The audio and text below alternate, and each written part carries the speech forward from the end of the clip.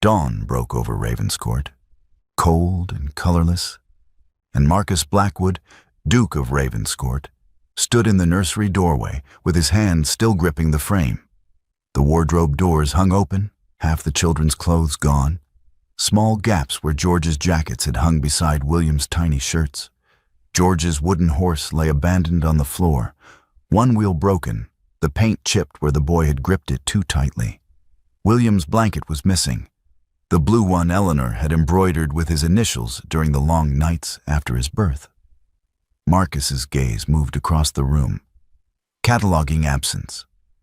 The shelf where Eleanor kept the storybooks, now half empty. The chair beside the crib pulled away from its usual place, the air itself feeling hollow. On the writing desk beneath the window lay a single sheet of paper, the ink still wet enough to smudge when his thumb brushed the corner. 5 words in Eleanor's precise hand. Your mother helped.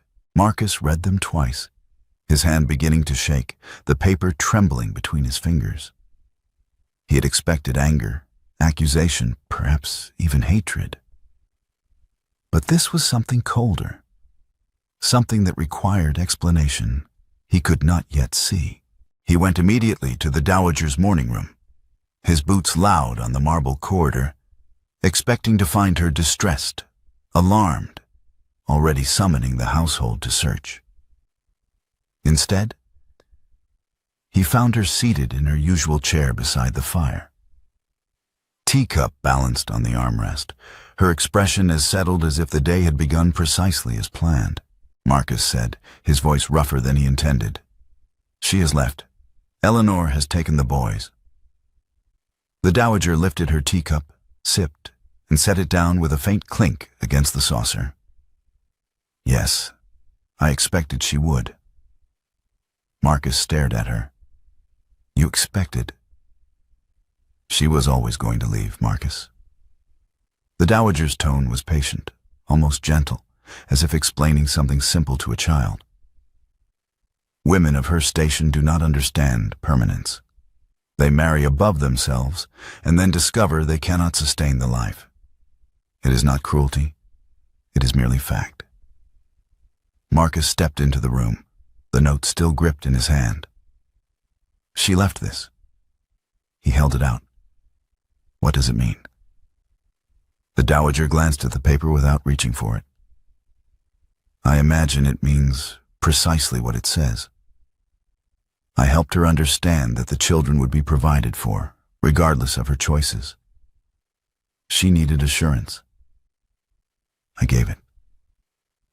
Marcus felt something shift beneath his ribs, a sensation like standing on ground that had suddenly revealed itself to be less solid than it appeared. You spoke to her? Before she left? I have spoken to her many times over the past 3 years, Marcus, as one does in a household. The Dowager folded her hands in her lap. She came to me 3 weeks ago, quite distressed, asking questions about the boys' futures. I reassured her that their education and upbringing were secured, that their welfare did not depend upon her remaining. You told her... Marcus's voice caught. You told my wife that her presence was not necessary? I told her the truth. The Dowager's gaze was steady, untroubled. The boys are your heirs. Their futures are determined by lineage, not by maternal sentiment. She needed to understand that her departure would not harm them. It was a kindness, Marcus. She was suffering under the weight of expectations she could never meet. I released her from them. Marcus stood in the center of the room, the note still trembling in his hand, and heard his mother's words as if from a great distance. The calm in her voice, the certainty, the institutional logic that framed Eleanor's departure not as catastrophe but as inevitability. He opened his mouth to argue, to demand answers, but found himself unable to form the question. Because beneath the shock, beneath the confusion, something else was rising, a slow, creeping recognition that he had heard versions of this sentence before. She is adjusting. Give her time. Women of her station require patience. Mother means well.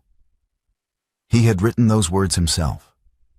Over and over, in response to Eleanor's letters, her quiet concerns, her questions about why Mrs. Phelps had been chosen over the nurse Eleanor preferred, why she was seated last at dinner in her own house, why decisions about George's schooling were made without her. Every time Eleanor had asked him to look, he had given her time, and his mother had used it. Marcus turned without another word and left the morning room, the note still gripped in his fist. He walked through the house that had been his family's seat for 6 generations, past portraits of men who had inherited the same title, the same lands, the same unquestioned certainty that the world would arrange itself around them. He reached his study and closed the door, leaning his weight against it. And for the first time in his life, Marcus Blackwood did not know what to do. The memories came in fragments, unbidden and unwelcome, breaking through the shock like stones surfacing in a receding tide. 5 years earlier. The vicar's garden in late summer, roses blooming along the stone wall, Eleanor standing beside the gate with a book in her hands.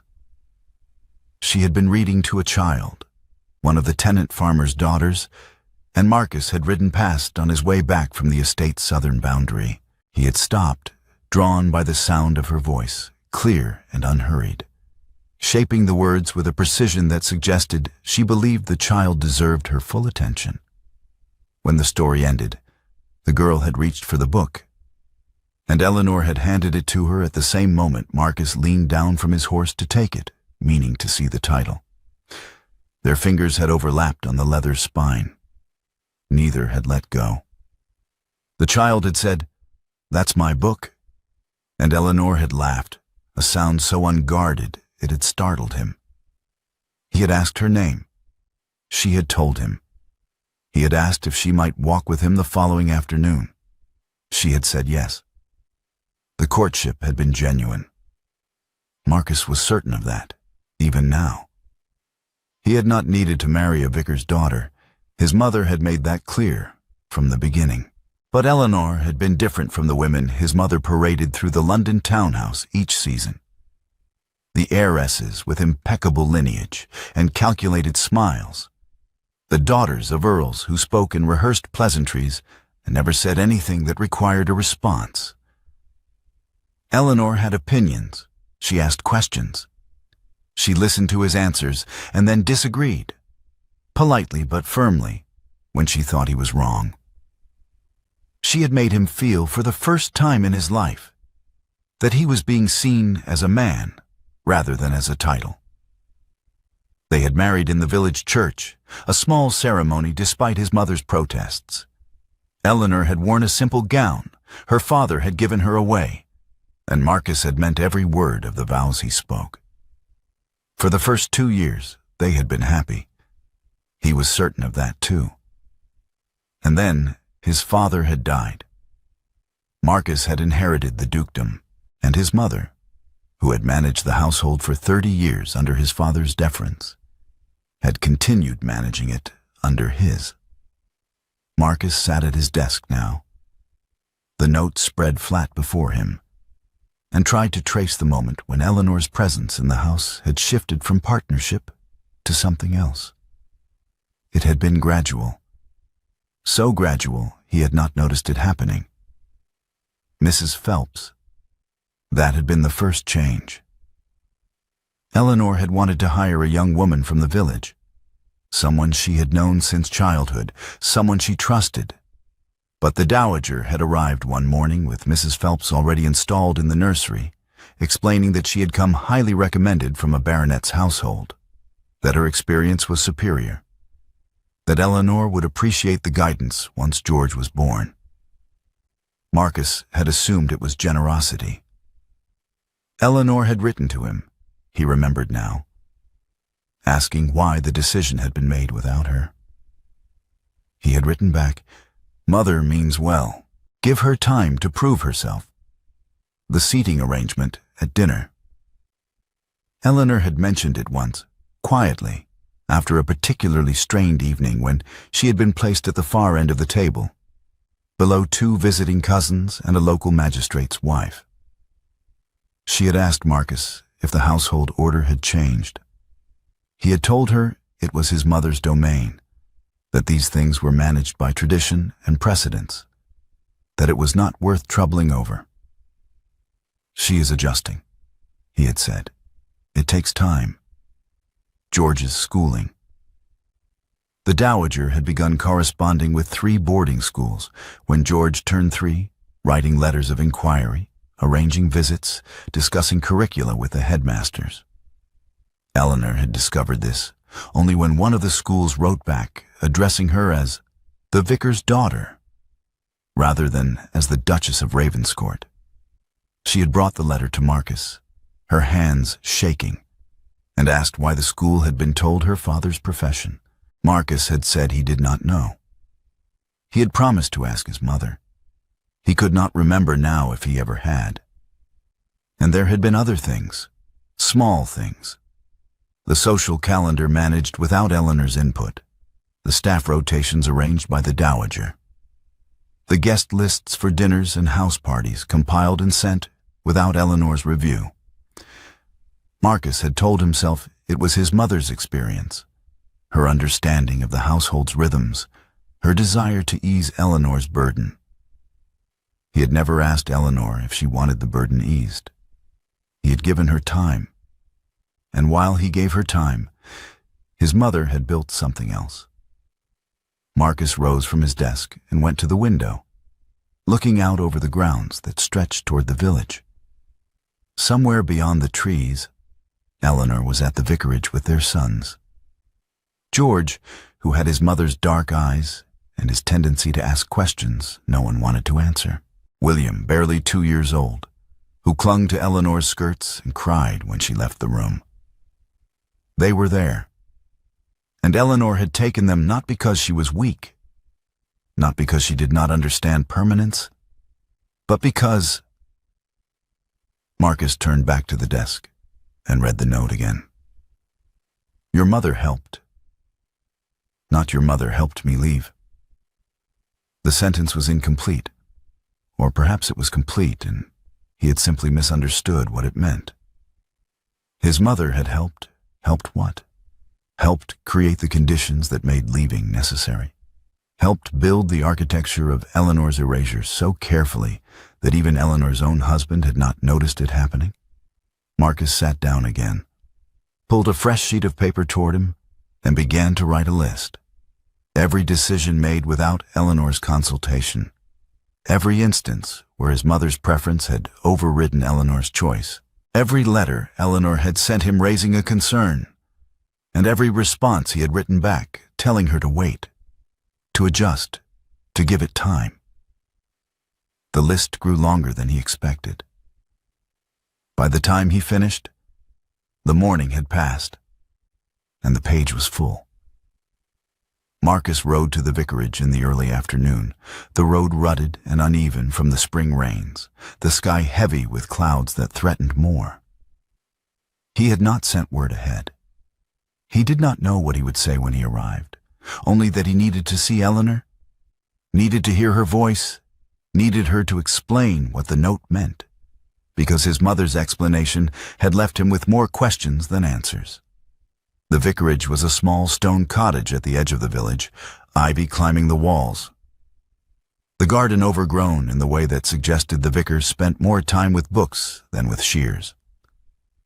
Marcus dismounted, tied his horse to the gate, and approached the door. He raised his hand to knock, and then hesitated, hearing voices inside. George's voice, high and excited, asking a question Marcus could not make out. Eleanor's voice answering, steady and calm, the tone she used when she was explaining something important. Marcus knocked. The voices stopped. Footsteps approached the door, but it did not open. Eleanor's voice came through the wood, clear but distant. "Marcus, I know it's you." "Eleanor, please, let me in." There was a pause. Then, "No." Marcus pressed his palm flat against the door. I need to speak with you. Then speak. Not like this. Open the door. She said firmly, No. I will give you 2 instructions, Marcus. If you follow them, we will speak again. If you do not, we will not. Marcus closed his eyes, his forehead nearly touching the wood. What instructions? Ask Mrs. Phelps who instructed her. Read page 4. Page 4 of what? Eleanor did not answer. Behind the door, George's voice rose again. Is father angry? Eleanor said, her tone softening. No, darling. He is learning. Marcus stood on the threshold, his hand still pressed to the door, and heard his son's footsteps retreat into the house. He waited, but Eleanor did not speak again. After a long moment, he stepped back, untied his horse, and rode toward Ravenscourt. The house appeared unchanged when he returned. The same stone facade, the same windows reflecting the gray sky, the same servants moving through the corridors with the quiet efficiency that had always suggested the household ran itself. But Marcus looked at it now and saw something different.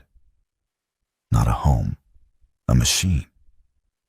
And Eleanor had been caught in it for 3 years while he told her to adjust. He went directly to the library and rang for Mrs. Phelps. Mrs. Phelps arrived within minutes, her expression composed, her hands folded at her waist in the manner of a woman accustomed to being summoned by authority. She was in her late 40s, gray-haired and stern-faced, the kind of nurse who believed children required discipline more than affection. Marcus had never questioned her competence. He had never questioned anything about her. Marcus said, gesturing to the chair across from his desk, Mrs. Phelps, sit. She sat, her posture straight, her gaze steady. Your Grace. Marcus did not sit. He stood behind the desk, his hands resting on the surface, and looked at her directly. Who instructed you to keep records of the Duchess's hours with the children? Mrs. Phelps blinked, the first crack in her composure. I beg your pardon? You keep a log of the Duchess's time in the nursery. How long she spends with George and William. What activities she engages in. How the boys respond to her presence. Marcus's voice was calm, but his grip on the desk tightened. I have seen the pages. The annotations are in my mother's handwriting. Every page. Mrs. Phelps's mouth opened, then closed. She looked down at her hands. They are routine nursery notes, Your Grace. Standard practice in any well-managed household. Standard practice does not include annotations by the Dowager Duchess commenting on the adequacy of a mother's time with her own children. Marcus leaned forward. Who instructed you, Mrs. Phelps? The silence stretched. Mrs. Phelps did not look up. Marcus said quietly, You will answer me, or you will leave this house today without a reference. Mrs. Phelps's hands tightened in her lap. She said nothing. Marcus straightened, walked around the desk, and stood in front of her. The Duchess is gone. My sons are gone. And you are sitting in my library pretending you do not know why. I am asking you one more time. Who instructed you to keep those records? Mrs. Phelps lifted her gaze, and for the first time, Marcus saw fear in her eyes. But she still said nothing. Marcus turned toward the door. Very well.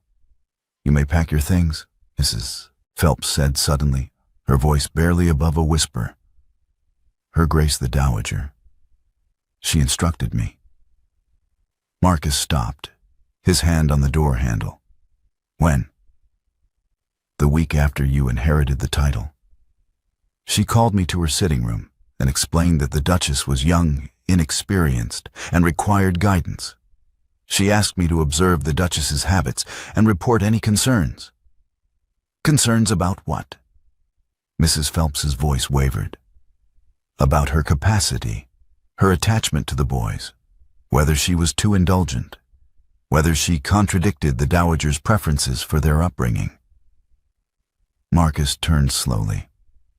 "And you agreed to this?" "I was told it was in the children's best interest, Your Grace, that the dowager was ensuring they received proper care." Proper care from their own mother. Mrs. Phelps said nothing. Marcus crossed the room to his desk, opened the bottom drawer, and pulled out a leather folder. Inside were the pages he had found that morning in his mother's writing desk. Pages he had not known existed until Eleanor's note sent him searching. He opened the folder and spread the contents across the desk. Nursery logs annotated in the dowager's hand, letters to 3 boarding schools, and a legal document with the family solicitor's seal at the bottom. Marcus said, pushing the document toward Mrs. Phelps, "Read this." She leaned forward, her eyes scanning the page. Her face went pale. Marcus said, his voice hard, "It is a petition, filed with Mr. Graves 3 months ago, seeking to transfer guardianship of my sons to my mother in the event of my death. The grounds cited are maternal inadequacy arising from insufficient breeding. Page 4 contains the detailed justification, including references to the logs you kept and the schools that were told my wife is a vicar's daughter." Mrs. Phelps looked up, her hands trembling. "Your Grace, I did not know." "You did not know that the records you kept were being used to build a legal case against the Duchess? Or you did not care?" Mrs. Phelps's voice broke. I thought the dowager was protecting the boys from their mother." Marcus took the document back, his hands steady now, the shock giving way to something colder and sharper. "You may go, Mrs. Phelps. You will leave Ravenscourt by tomorrow morning. I will provide a reference stating that you served adequately as a nursery nurse. Nothing more." Mrs. Phelps stood, her face ashen, and left without another word. Marcus sat alone in the library, the petition spread before him, and read page 4 for the first time. The language was clinical, precise, and devastating. It described Eleanor's limited understanding of aristocratic expectations, her tendency toward excessive maternal attachment, and her inability to defer to established authority in matters of the children's upbringing. It cited specific incidents. Eleanor reading to George past his scheduled bedtime, Eleanor countermanding Mrs. Phelps's instruction that William should be left to cry himself to sleep, Eleanor insisting on accompanying George to the village rather than allowing him to be taken by the nursery staff. Each incident was framed as evidence of poor judgment, of a mother too indulgent and too common to raise future dukes. At the bottom of the page, in his mother's handwriting, was a note to Mr. Graves. "The Duke has reviewed this petition and agrees that these measures are necessary to secure the children's futures. Proceed with filing." Marcus stared at the sentence. He had never seen this document. He had never reviewed it. He had certainly never agreed to it. His mother had forged his approval. He stood, the petition still gripped in his hand, and walked to the dowager's sitting room. She was at her writing desk, composing a letter, her pen moving with the same steady precision she applied to everything. She looked up when he entered, her expression calm. "Marcus, I was just writing to Lord Pemberton. He has expressed interest in discussing the borough votes for the next session. I thought it prudent to—" Marcus placed the petition on her desk, his finger pointing to the note at the bottom of page 4. "Did you tell Mr. Graves that I approved this?" The dowager glanced at it, then back at him. "I told him you would approve it, once you understood its necessity." "That is not what you wrote. You told him I had already reviewed it, that I agreed." "You would have agreed, Marcus, if you had taken the time to consider the situation objectively." Her tone was patient, as if explaining something simple. The Duchess's background makes her unsuitable for the role she has been asked to fill. The boys deserve stability. I was ensuring they would have it. By lying to the family solicitor. By acting in their best interest when their father was too distracted to do so. The dowager set down her pen. You have always been soft-hearted. Marcus, it is not a weakness in a man, but it is a liability in a duke. Someone must make the difficult decisions. Marcus looked at his mother, at the woman who had raised him, who had managed his father's household for 30 years, who had taught him that duty came before sentiment, and that the family's legacy was more important than any individual's comfort. He had trusted her. He had deferred to her. He had believed, as his father had believed, that her judgment was sound. Marcus said quietly, You built a case against my wife.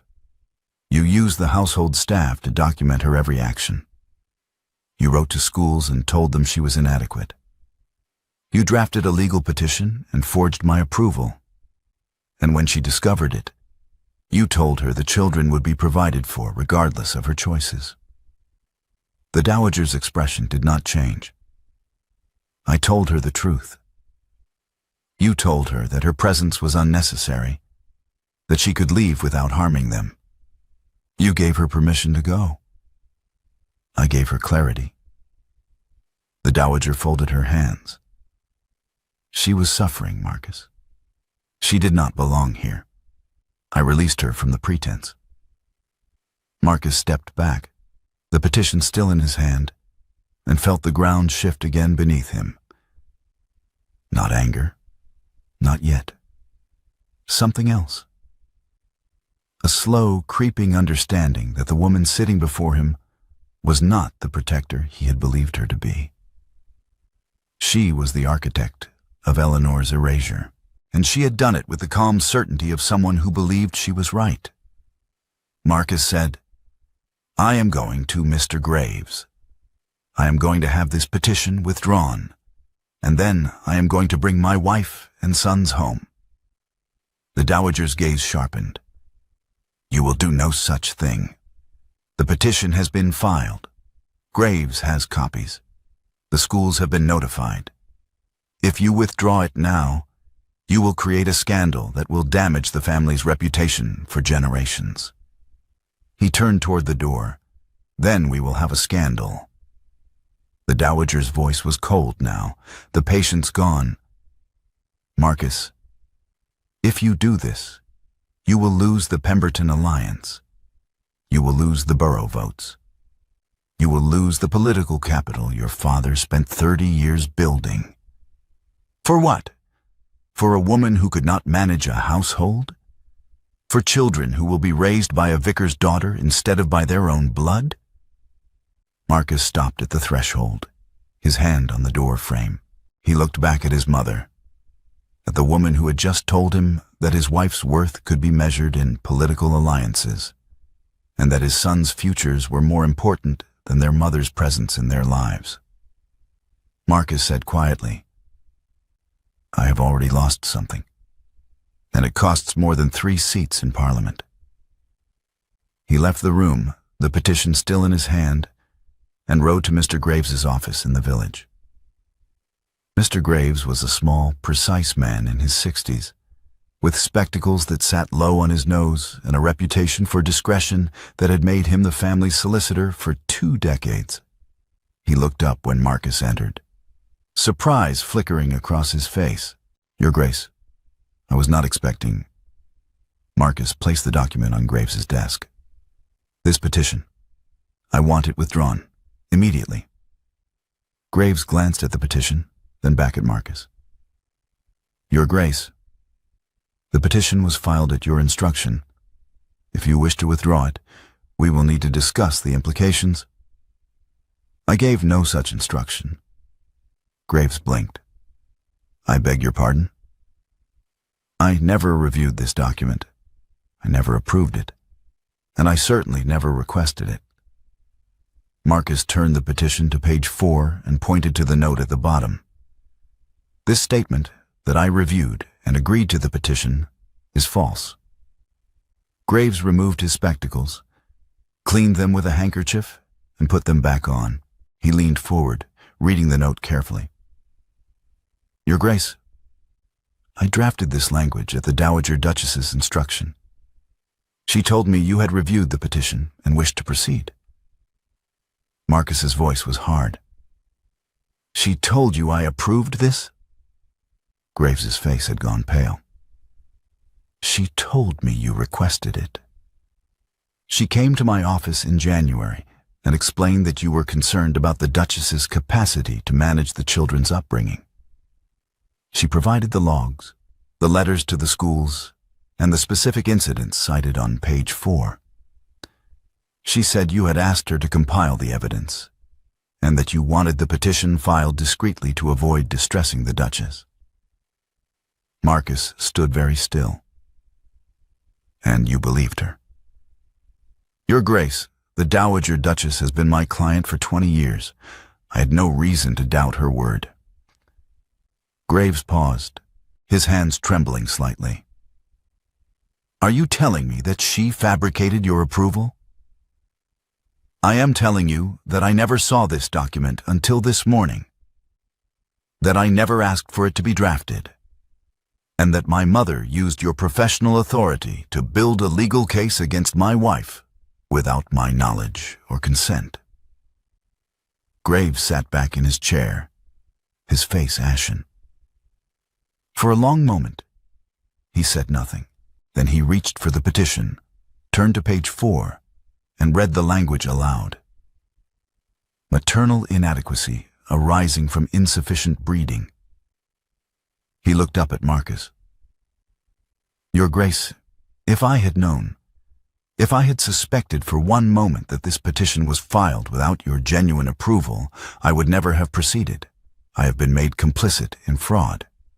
Marcus said, You have been used, as I was used, as my wife was used.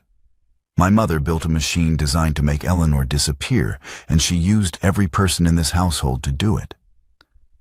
Graves stood, his hands still shaking. What do you require of me, Your Grace? Withdraw the petition.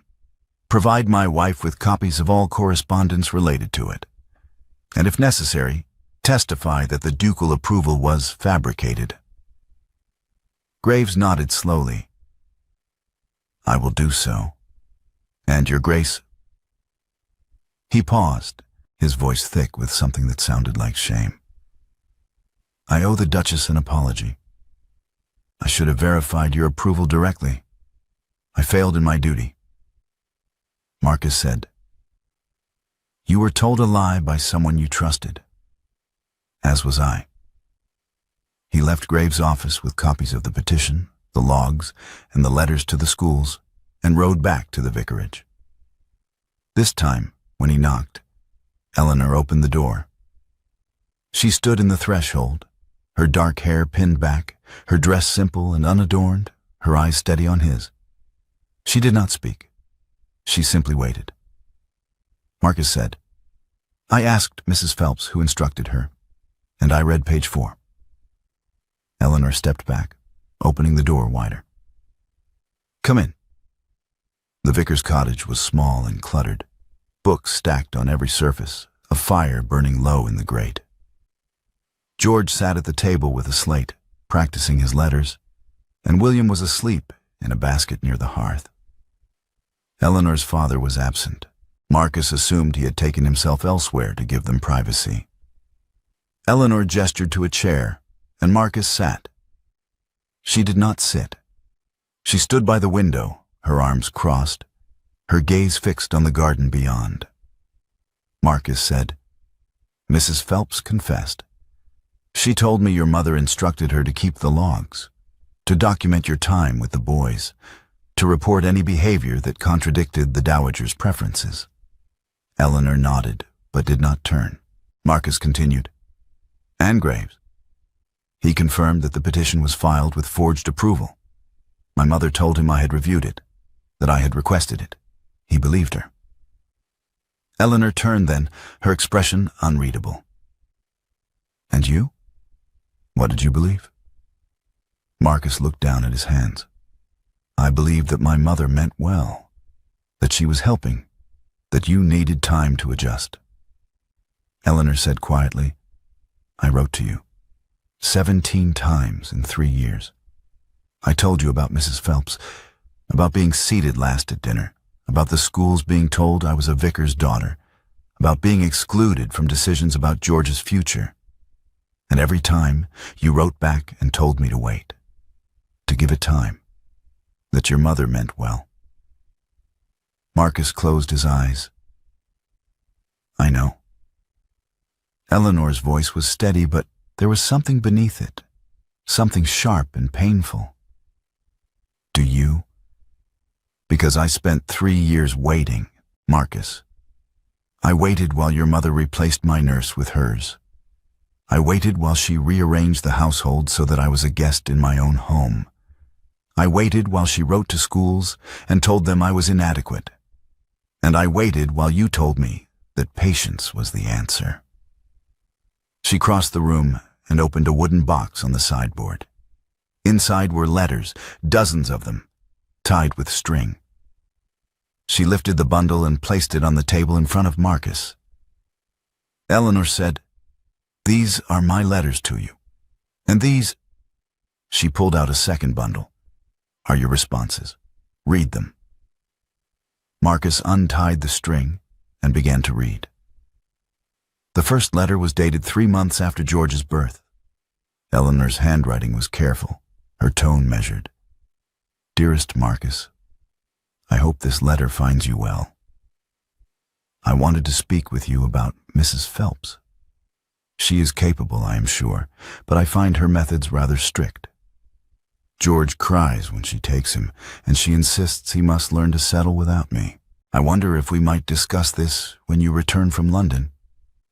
Marcus's response, written in haste on House of Lords stationery.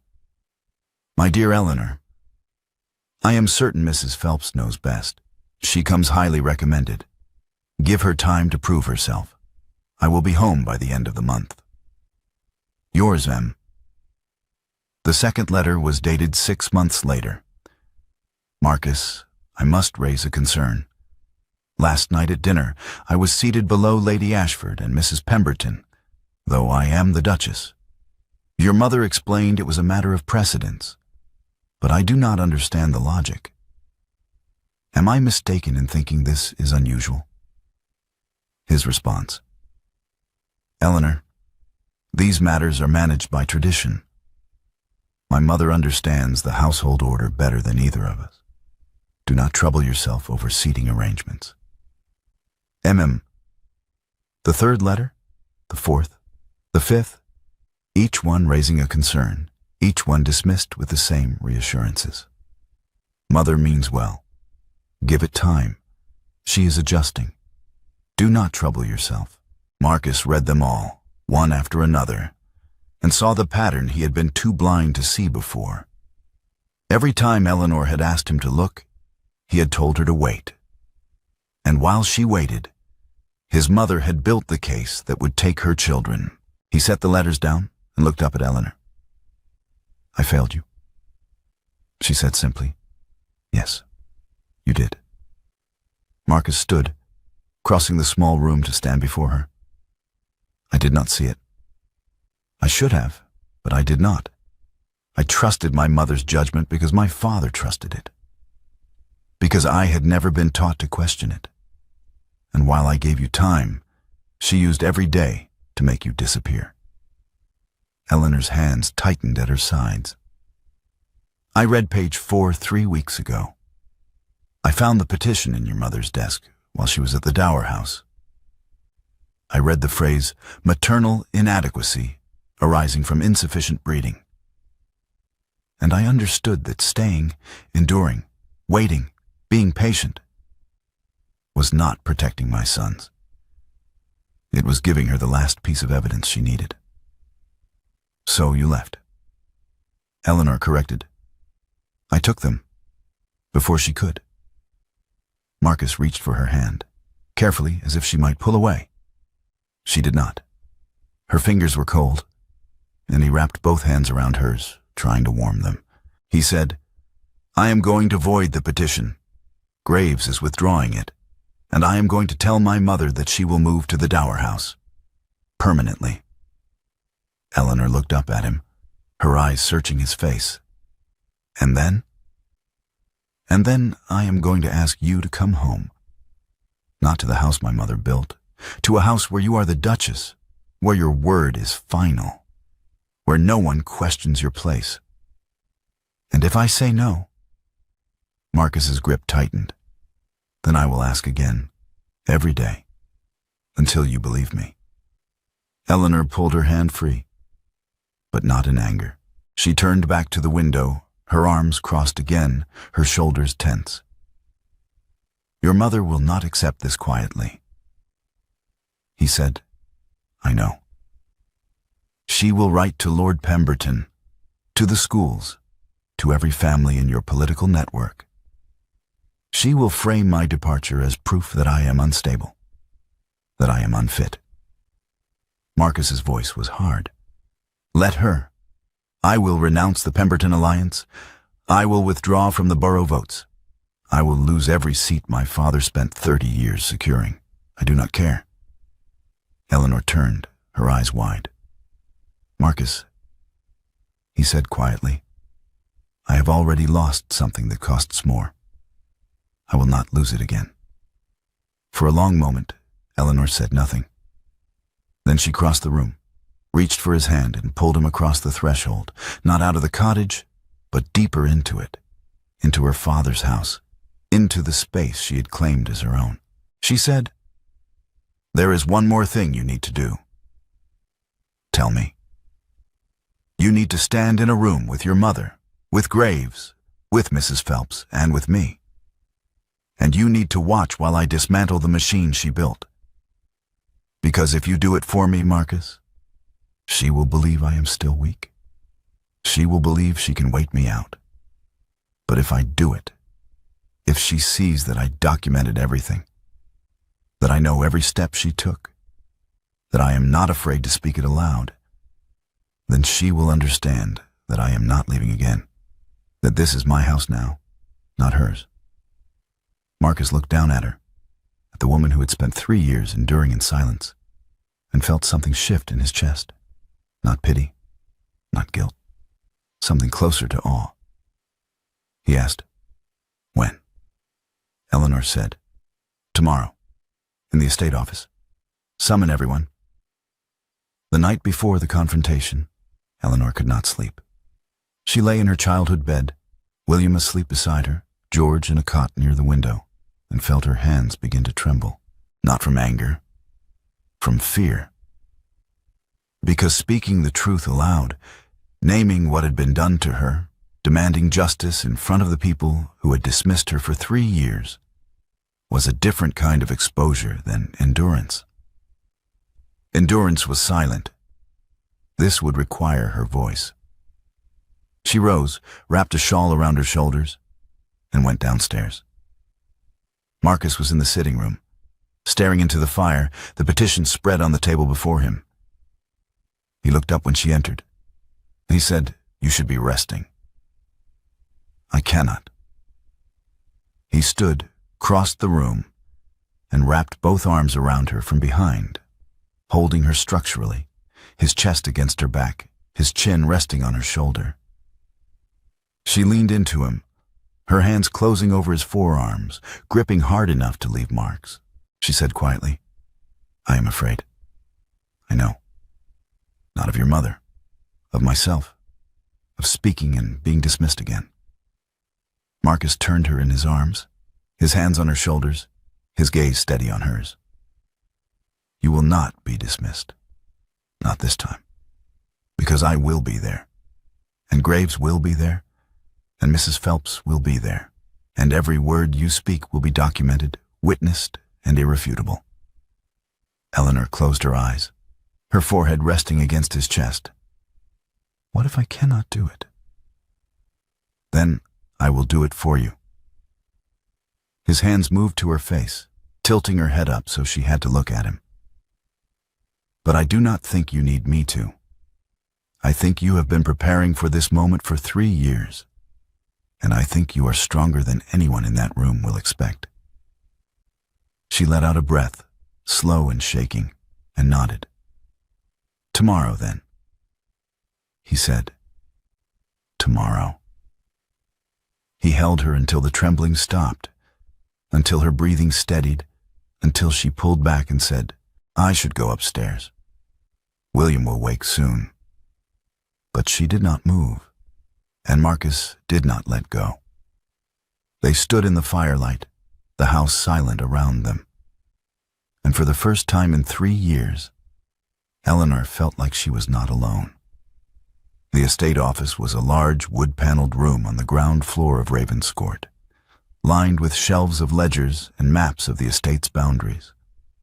A long table dominated the center, and Marcus had arranged chairs around it. One for Eleanor, one for himself, one for Mr. Graves, one for Mrs. Phelps, and one for the Dowager. When Eleanor entered, the Dowager was already seated, her posture erect, her expression composed. Mrs. Phelps sat beside her, pale and silent. Graves stood near the window, a leather folio in his hands. Marcus stood at the head of the table. Eleanor's father had offered to accompany her, but she had refused. This was not a place for witnesses from her old life. This was a reckoning in the world Marcus's mother had built. Eleanor walked to the table, placed the wooden box of letters on its surface, and sat. She did not look at the Dowager. Not yet. Marcus remained standing. "We are here to address a matter that has caused significant harm to this family. Mr. Graves, you have copies of the relevant documents?" Graves nodded, opening his folio. "I do, Your Grace." Marcus gestured to Eleanor. "Then let us begin. The floor is yours." Eleanor opened the box and removed the first bundle of letters. She placed them on the table, her hands steady now. The trembling from the night before, gone. She said, her voice clear, "These are letters I wrote to my husband over the past 3 years. 17 letters. Each one raising a concern about the household, about the children, about decisions made without my consultation. And these," she placed the second bundle beside the first, "are his responses. In every case, I was told to wait, to adjust, to give it time." She turned to Mrs. Phelps. "You kept logs of my time with George and William. You documented how long I spent in the nursery, what activities I engaged in, and how the boys responded to my presence. Tell the room who instructed you to keep those logs." Mrs. Phelps looked at the Dowager, then at Marcus, then down at her hands. "Her Grace the Dowager Duchess." "And what were you told to report?" "Any behavior that contradicted the Dowager's preferences for the children's upbringing." Eleanor pulled a set of pages from the box, the nursery logs annotated in the Dowager's hand. She placed them on the table. "These are the logs. Every page bears annotations by the Dowager, commenting on my adequacy as a mother. On page 3, she notes that I indulges George's preference for stories past his scheduled bedtime. On page 7, she writes that I countermands Mrs. Phelps's instruction without sufficient cause. On page 12, she observes that the boys' attachment to their mother is excessive and will require correction. She turned to Graves. "You drafted a petition seeking to transfer guardianship of my sons to the Dowager in the event of my husband's death. What grounds were cited?" Graves cleared his throat, his voice unsteady. "Maternal inadequacy arising from insufficient breeding." "And who provided the evidence for that claim?" "The Dowager Duchess." Eleanor pulled the petition from the box and turned to page 4. She read aloud, her voice calm and precise. "The Duchess demonstrates limited understanding of aristocratic expectations. Her tendency toward excessive maternal attachment and her inability to defer to established authority suggest she is unsuited to raise children of ducal lineage.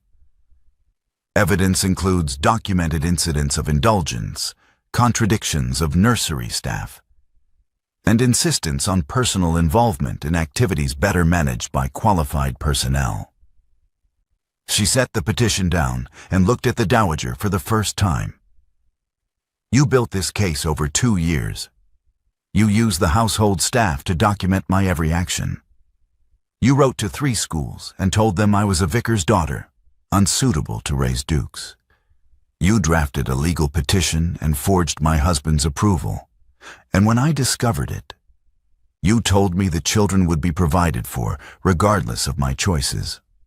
The Dowager's expression did not change. I acted in the children's best interest. Eleanor said quietly, No, you acted to erase me, because you believed a vicar's daughter could not be a duchess. And you used every tool at your disposal, staff, solicitors, social connections, and the trust of your own son, to make that belief a reality. She turned to Marcus. I did not leave because I was weak. I left because I read page 4 and understood that staying was the last piece of evidence your mother needed. Every day I endured, every time I adjusted, every moment I waited, she documented it as proof that I did not belong. And if I had stayed, she would have used it to take my sons. The room was silent. Mrs. Phelps's hands were shaking. Graves's face was pale. The Dowager sat motionless, her gaze fixed on the table. Marcus stepped forward, his voice hard. Mr. Graves, the petition is void. You will withdraw it immediately and provide written confirmation that it was filed without my knowledge or consent. Graves said, Yes, Your Grace. Marcus turned to Mrs. Phelps. You are dismissed from this household.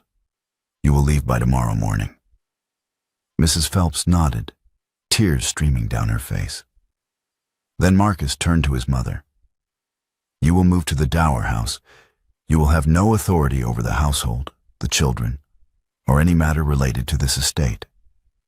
If you write to Lord Pemberton, to the schools, or to any family in my political network, I will make public the contents of this petition and the fact that you forged my approval. Do you understand? The Dowager looked up at him, her expression still composed, but something had shifted in her eyes. You're making a mistake, Marcus. You will lose everything your father built. Marcus said quietly, I have already lost something, and it cost more than 3 seats in Parliament. He extended his hand to Eleanor. She took it, rising from her chair, and together they walked out of the estate office, leaving the Dowager, Mrs. Phelps, and Graves sitting in silence. 3 months later, the nursery at Ravenscourt looked the way it had before Eleanor left, but different in every way that mattered. The wardrobe was full again, George's clothes hanging beside William's. The wooden horse sat on the shelf, repaired and repainted. William's blanket lay folded at the foot of the crib, the blue embroidery bright in the morning light. George sat at the table with his slate, practicing arithmetic. Marcus sat beside him, checking his sums. George said, not looking up from his work. Mother says I may choose my own school. Marcus replied, Your mother is correct. She also says I must learn arithmetic first. Your mother is correct about that too. George glanced up, his dark eyes serious. Will grandmother come back? She lives at the dower house now. She may visit if your mother agrees. Does mother agree? Marcus smiled. You will have to ask her. Eleanor entered the nursery then, William on her hip, and George ran to her, wrapping his arms around her waist. She kissed the top of his head, then crossed to the table and set William down beside his brother. She asked Marcus, How are the sums? Improving, she said. Good. She sat in the chair beside the crib, the chair that had once belonged to Mrs. Phelps, but now belonged to her. Marcus watched her, the morning light catching in her hair, and felt something settle in his chest. Not relief? Not yet. But something close. That night, after both boys were asleep, Marcus sat in Eleanor's chair while she rested on the floor beside him, her head against his knee. His hand moved through her hair, slow and deliberate, and she closed her eyes, her breathing steady. The door was open. No one was watching. No one needed to. Eleanor asked quietly, "Do you think she will try again?" Marcus said, "I think she will try to find a way back, but she will not succeed, because you hold the gate now." Eleanor smiled, her eyes still closed. "I do, don't I?" he said. "You do." They sat in silence for a long time, the house quiet around them, the nursery warm and full. Outside, the estate stretched toward the village, the same land, the same sky, the same stone walls. But inside, the world had changed. Summer arrived. The garden bloomed, roses climbing the stone walls, the air thick with the scent of lavender. Eleanor stood at the gate with George and William, watching them chase each other across the lawn, their laughter bright and unguarded. A figure approached from the drive. The dowager, walking slowly, a package in her hands. Eleanor's hands tightened on the gate. Marcus stepped beside her, his presence steady. The dowager stopped a few feet away. She did not speak immediately. She looked at the boys, then at Eleanor. She said, her voice quieter than Eleanor had ever heard it, "I brought something for George. Drawing pencils. He told Mrs. Graves he wanted to draw horses." Eleanor looked at the package, then at the dowager. The pencils were real. The gesture was small. The detente was fragile. Eleanor said, "You may give them to him, but you will ask me first next time." The dowager nodded. "I will." Eleanor opened the gate. The dowager stepped through, and George ran to her, his face bright with curiosity. "Are those for me?" The dowager said, handing him the package. "They are, if your mother agrees." George looked at Eleanor. She nodded. "You may keep them, but you must thank your grandmother." George said, "Thank you, grandmother." The dowager's hands trembled slightly as she touched George's hair. Then she stepped back, her gaze meeting Eleanor's. She said quietly, "Thank you." Eleanor did not smile, but she did not close the gate. "You may visit again, on Tuesdays, if I am told in advance." The dowager nodded and turned, walking back down the drive. Eleanor watched her go, then closed the gate and turned to Marcus. He said, "It is a beginning." Eleanor replied, "It is enough." They stood together at the gate, the boys playing in the garden beyond, the summer sun warm on their faces. The nursery was full. The house was theirs. And the gate, Eleanor's gate, stood open, but only on her terms. Same room, same walls, same stone estate stretching toward the village, but a different world entirely.